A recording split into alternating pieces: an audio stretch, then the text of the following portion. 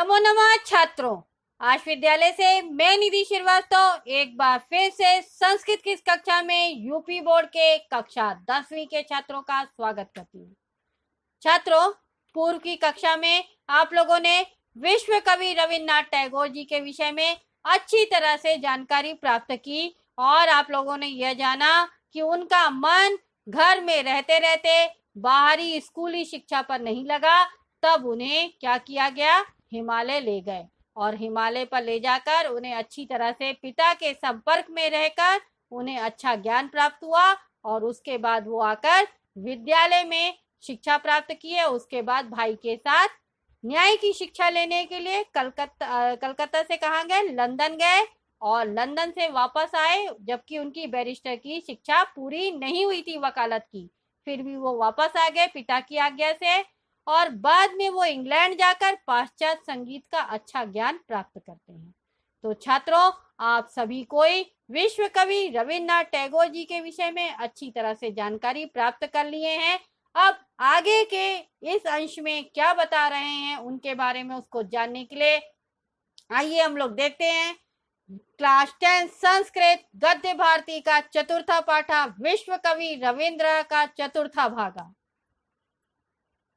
प्रस्तुत पाठ में भी छात्रों हमने गद्यांश का हिंदी भाषा में अर्थ और संधि विच्छेद पर प्रकाश डाला है और यहाँ पर यह गद्यांश रविन्द्र से लेकर भयम तक है। तो ध्यान से सुनिएगा। ये इनकी साहित्यिक प्रतिभा का विकास भी यहाँ पर बताया जा रहा है कि उनकी साहित्यिक लिटरेचर प्रतिभा कहाँ तक पहुंची थी। तो ध्यान से सुनिए। रविन्द्र से साहित्यिक रचनायाम नैसर्गिकी नव नवोन्मेष शालिनी प्रतिभा तु प्रधान कारणमासी देव। तो रविन्द्र यानी रविन्द्र की साहित्यिक रचनायाम यानी साहित्यिक रचना में नैसर्गिकी यानी स्वाभाविक नव नवोन्मेष संधि हो रही है, नव नवोन्मेष यानी नई नई उन्मेष शालिनी यानी उन्मेष तो प्रतिभा यानी प्रतिभा तू यानी तो प्रधान कारणम आसी देव यानी प्रधान कारण ही थी। तो रविन्द्र की साहित्यिक रचना में स्वाभाविक नई नई उन्मेषशालिता तो प्रधान कारण थी। परम तत्रतया पारिवारिक परिस्थिति रपि विशिष्टम कारणम भूत। तो परम यानी परंतु, तत्रतया यानी वहां भी, पारिवारिक यानी परिवार की, परिस्थिति रपि संधि हो रही है, पारिवारिक परिस्थिति ही प्लस अपि, परंतु वहां भी परिवार की परिस्थिति भी, विशिष्टम यानी विशिष्ट सॉरी छात्रों, कारणम अभूत संधि हो रही है, कारणम प्लस अभूत यानी विशिष्ट कारण थी। परंतु वहां पर भी साहित्यिक रचना में भी उनकी पारिवारिक परिस्थिति भी विशिष्ट कारण हो गई थी। यथा गृहे प्रतिदिनम साहित्यिकम वातावरणम कला साधनया गतिविधिया नाटकानां मंचनानि संगीत गोष्ठ्य चित्रकलानां प्रदर्शनानि देश सेवा कर्माणि सदैव भवन्ति स्म। क्यों पारिवारिक परिस्थिति थी? क्योंकि उनके परिवार में ये सारी चीजें होती रहती थी। हर दिन साहित्यिक वातावरण था, कला साधना थी, गतिविधियां होती थी, नाटक मंच, ये सब नाटक मंचों पर नाटक वगैरह होते थे, संगीत की गोष्ठी होती थी, चित्रकला प्रदर्शनी वगैरह होती थी। इस कारण ऐसा सब माहौल घर का होने के कारण वहां पर रविन्द्रनाथ टैगोर जी का भी साहित्यिक योगदान हुआ। तो यथा यानी जिस प्रकार गृहे प्रतिदिनम साहित्यिक वातावरण यानी घर में प्रतिदिन साहित्यिक माहौल था, कला साधना गतिविधियां यानी कला साधना की गतिविधियां होती थी, नाटका नाम मंचनानी यानी मंचों पर नाटक होते थे और संगीत की गोष्ठियां होती थी और साथ ही साथ चित्रकला नाम प्रदर्शनानी यानी चित्रकला की प्रदर्शनी और देश सेवा कर्माणी सदैव भवंती इसमें यानी देश सेवा के कार्य हमेशा से ही होते थे। किशोरावस्थायां में रविन्द्र अनेकाः कथाः निबन्धाश्च लिखित्वा पारिवारिक पत्रिकासु भारती साधना तत्वबोधिनीषु मुद्रयति स्म। किशोरावस्थायाम प्लस एव संधि हो रही है, तो किशोरावस्था में ही रविंद्र यानी रविंद्र जी ने, अनेकाः यानी अनेक, कथाः यानी कथा, निबंधाश्च संधि और निबंधाः प्लस च, तो कथा और निबंधों को लिखित्वा यानी लिखकर, पारिवारिक पत्रिकासु यानी परिवार की जो पत्रिका थी, भारती साधना उसमें ही क्या किया, तत्व बोधनिषु मुद्रयति स्म, यानी पारिवारिक जो पत्रिकाएं थी भारती साधना और तत्वबोधनी, उसी में उन्होंने छपवाए अपनी रचनाएं। तेन च गीतांजलि इत्यादियो बहवः ग्रंथाः विरचिताः, तेन च यानी और उन्होंने, गीतांजलि यानी गीतांजलि, इत्यादियो यानी इत्यादि, बहवः ग्रंथाः यानी बहुत सारे ग्रंथ, विरचिताः यानी रचे, तो उन्होंने बहुत सारे गीतांजलि आदि बहुत सारे ग्रंथ रचे। गीतांजलि वैदेशिका नोबल पुरस्कारेण पुरस्कृतश्च, यानी गीतांजलि जो उनकी पुस्तक थी, जो उनका पुरस्कार वो था, उपन्यास था, वो वैदेशिका यानी विदेशों के द्वारा, नोबल पुरस्कारेण यानी नोबल पुरस्कार से, पुरस्कृतश्च संधि और ये पुरस्कृता प्लस च, तो पुरस्कृत हुई, तो गीतांजलि वैदेशिकों द्वारा नोबल पुरस्कार से भी सम्मानित हुई। एवं बहुनी प्रशस्तानि पुस्तकानि बंग साहित्याय प्रदत्तानि, एवं यानी इस प्रकार, बहुनी यानी बहुत सारी, प्रशस्तानि यानी उत्तम कोटि की, पुस्तकानि यानी पुस्तकें, बंग साहित्याय यानी बंगला साहित्य के लिए, प्रदत्तानि यानी भी दी, यानी उन्होंने हिंदी साहित्य के साथ साथ बंगला साहित्य के लिए भी उन्होंने बहुत सारी पुस्तकाएं उत्तम कोटि की दी। कविंद्र रविंद्रस्य प्रतिभा कथासु कवितासु नाटकेषु उपन्यासेषु निबंधेषु समान रूपेण उत्कृष्टा दृश्यते, यानी कविंद्र रविंद्र से यानी कविंद्र रविंद्र की प्रतिभा कथासु यानी प्रतिभा कथाओं में, कवितासु यानी कविताओं में, नाटकेषु यानी नाटकों में, उपन्यासेषु यानी उपन्यासों में, निबंधेषु यानी और निबंधों में, समान रूपेण यानी समान रूप से, उत्कृष्टा यानी दिखाई, दृश्यते यानी दिखाई देती थी, तो समान रूप से उनकी इन सारी चीजों में उनके रचना जो थी, उनके जो रुचि थी, शौक थे, वो समान रूप से दिखाई देते थे। यानी ये जरूरी नहीं है कि वो केवल नाटक लिखते थे तो नाटककार ही थे, नहीं, ऐसा नहीं था, सब चीज उन्होंने बराबर रूप से लिखा हुआ था। सत्यमेव गीतांजलि चित्रांगदा कला दृष्टिया महाकवेरुभे अपि रचने वैशिष्ट्यम वाहर, तो सत्यमेव सत्यम प्लस एव यानी सचमुच ही, गीतांजलि यानी गीतांजलि, चित्रांगदा यानी और चित्रांगदा, कला दृष्टिया यानी कला की दृष्टि से, महाकवेरुभे अपि, यहाँ संधि और महाकवे उभे अपि रचने वैशिष्ट्यम आवत, यानी सत्य सचमुच ही गीतांजलि और चित्रांगदा कला की दृष्टि से महाकवि की दो, उभे यानी दो, अपि यानी भी, तो दो रचना जो थी वो वैशिष्ट्यम आवत यानी विशिष्टता को प्राप्त करती थी, तो इसलिए सचमुच ही गीतांजलि और चित्रांगदा कला की दृष्टि से महाकवि की दो कृतियां विशेषता को प्राप्त करती हैं।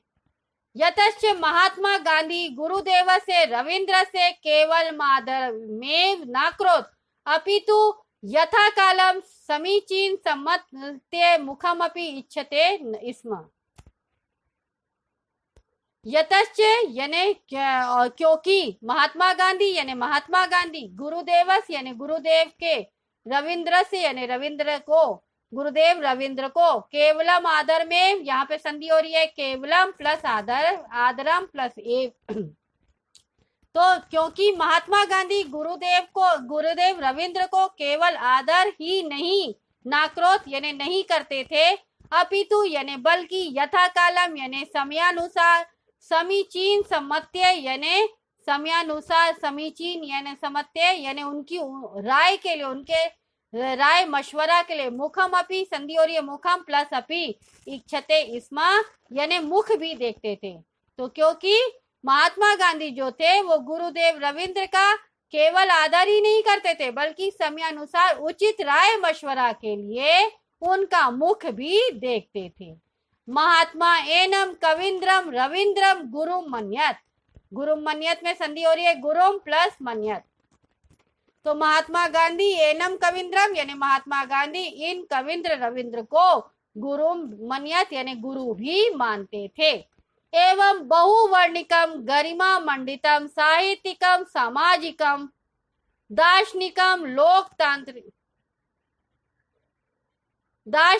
लोकतांत्रिकम जीवनम तस्य काव्यमेव मनोहारी सर्वेभ्य कल्याणकारी प्रेरणादायी चाभूत। एवं यानी इस प्रकार बहुवर्णिकम यानी बहुरंगी, गरिमा मंडितम यानी गरिमा से सुशोभित, साहित्यिकम यानी साहित्यिक, सामाजिकम यानी सामाजिक, दार्शनिकम यानी दार्शनिक, लोकतांत्रिकम यानी लोकतांत्रिकम, जीवनम तस् यानी उनका जीवन, काव्यमेव यानी काव्य की तरह, मनोहारी यानी मनोहर, सर्वेभ्य यानी सभी के लिए, कल्याणकारी प्रेरणादायी चाभूत, संधि और ये चा प्लस अभूत, तो सभी के लिए कल्याणकारी और प्रेरणादायी था यानी प्रेरणा देने वाला था। तो इस प्रकार बहुरंगी, गौरव से सुशोभित, साहित्यिक, सामाजिक, दार्शनिक, लोकतांत्रिक, उनका जीवन काव्य की तरह सुशोभित और मनोहारी, काव्य की तरह मनोहारी, सबके लिए कल्याणकारी और प्रेरणा देने वाला था। एक चत्वारिंश दधि को कौन विशो शततमे ईस्वीयाब्दे अगस्ता मासस्य सप्तमे दिनांके अर्थात 7 अगस्त 1941 रविंद्र से पार्थिवम शरीरम वैश्वानरम प्राविशत, यानी 1941 ईस्वी के अगस्त माह की 7 तारीख को रविंद्र जी का पार्थिव शरीर मास से सप्तमे दिनांक यानी मास अगस्त की मास 7 दिनांक को रविंद्र जी का पार्थिव शरीर वैश्वानरम यानी अग्नि में प्राविशत यानी प्रविष्ट हो गया। तो 1941 ईस्वी के अगस्त माह की 7 तारीख को रविंद्र जी का पार्थिव शरीर जो था वो अग्नि में प्रविष्ट हो गया। अद्यापि संधि और अद्य प्लस अपि यानी आज भी गुरुदेवस यानी गुरुदेव, रविंद्रस यानी रविंद्र को वाक्य काव्य रूपेण यानी वाणी और काव्य के रूप में अस्माकम समक्षम यानी हमारे सम्मुख स्त्रोतस्विनी यानी नदी की तरह एवं यानी के समान सततम यानी निरंतर प्रवहित यानी बढ़ती ही रहती है। तो आज भी गुरुदेव रविंद्र की वाणी काव्य के रूप में हमारे सम्मुख नदी की तरह निरंतर बढ़ती ही रहती है। अधुनापि करालस्य कालस्य करोपि वाचम मुकी कर्तुम नाशकत। अधुनापि संधि और अधुना प्लस अपि, तो अधुनापि यानी इस समय भी, करालस्य कालस्य यानी भयंकर काल, करो अपि संधि और करहा प्लस अपि यानी भयंकर काल का हाथ भी, वाचम यानी वाणी, मूकी कर्तुम नाशकत यानी मूक नहीं यानी मौन नहीं कर सका। तो यानी इस समय भी भयंकर काल का हाथ भी वाणी को उनकी मौन नहीं करा सका यानी उनकी वाणी को चुप नहीं करा सका। उनके बारे में एक श्लोक लिखा गया है, देखिए ध्यान से। जयंती ते सुकृतिनो रस सिद्धा कवीश्वरा नास्ति येषाम यशा काये जरा मरणजम भयम। नास्ति में संधि है, ना प्लस अस्ति, ठीक है। तो जयंती यानी उत्पन्न होते हैं या पैदा करते हैं, ठीक है। ते यानी वे, सुकृतिनो यानी अच्छी, रस सिद्धा यानी रस सिद्ध, कवीश्वरा यानी कवीश्वर। तो वे उत्तम रचना करने वाले रस सिद्ध कवीश्वर हैं जो कि सबसे उत्तम हैं। नास्ति यानी नहीं होता है, ये शाम यानी जिनके, यशा यानी यश रूपी, काय यानी शरीर को, जरा मरणम जरा यानी बुढ़ापा, और मरणजम यानी मृत्यु का, भयम यानी भय। तो क्या बता रहा है श्लोक? श्लोक ये कह रहा है कि वे उत्तम रचना करने वाले थे और रस सिद्ध कवीश्वर थे, कवि के ईश्वर थे। तो कवीश्वर सबसे उत्तम थे जिनके कारण उनके यश रूपी शरीर की वृद्धावस्था तथा मृत्यु का भय नहीं होता था। यानी वो इतने महान थे कि उनको बुढ़ापा और मृत्यु का भय बिल्कुल भी नहीं होता था। ठीक है छात्रों, तो इसी के साथ यह अंश यहाँ पर समाप्त होता है और इस अंश के साथ ही साथ यह अध्याय भी यहाँ पर समाप्त होता है। तो छात्रों, आज के इस अंश में अगर और यह पूरे अध्याय में अगर आपको कोई भी डाउट है तो आप आश विद्यालय के ऐप्स को लाइक करके क्वेरी में जाकर अपना डाउट पूछ सकते हैं। मैं आपका जवाब जल्द से जल्द दूंगी। तब तक के लिए धन्यवाद छात्रों। नमो नमः।